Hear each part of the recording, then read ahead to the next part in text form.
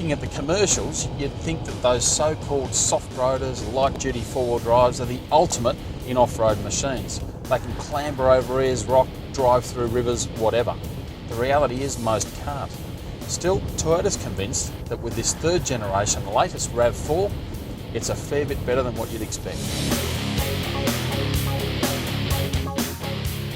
Still, Toyota's convinced that its third generation RAV4 is fine when it comes to getting down and dirty. But how good is it really in the bush?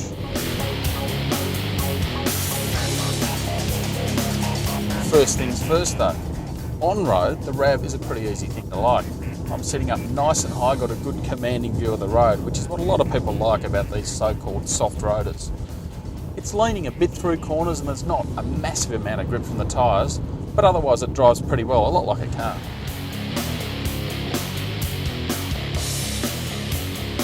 One thing that does stand out though is the noise coming into the cabin. It's just road roar off the tyres, and it gets a lot worse on those poor B-grade roads that Australia's renowned for. It's also a little bit bumpy, and that again can be a bit annoying.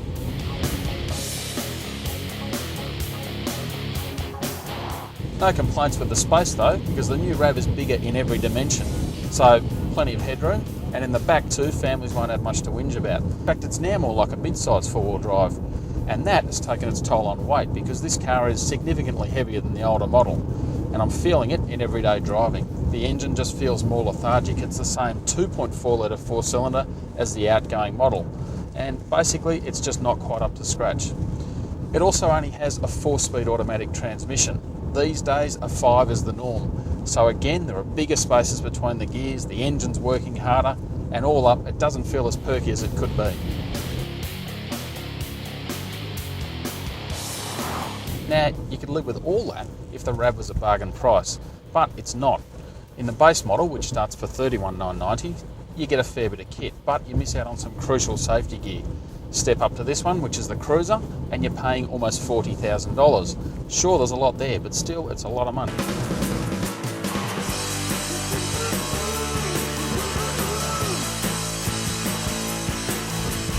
One thing I won't be doing though is taking the RAV too far off-road. Toyota tried that on the official launch of this car, and a few of them got stuck, fairly embarrassing moment. On top of that, it hasn't got a whole lot in the way of underbody protection, and there's no set of low-range gears.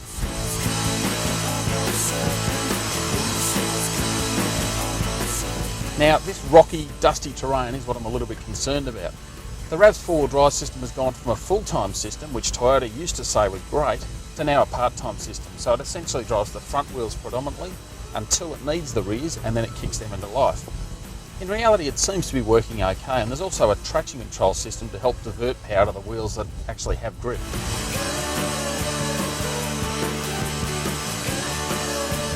And that's just the start of the electronics in the latest RAV. It's also got a thing called downhill assist, which sort of is helping me clamber down these hills really slowly, using the brakes to control the speed so it doesn't get away from me on steep stuff.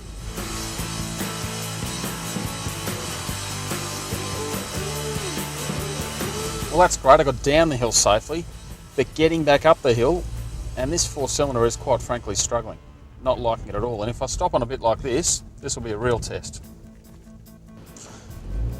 Full power, and it's only just edging off the line, and I would not want to be on anything steeper than that. I think you'd be walking home.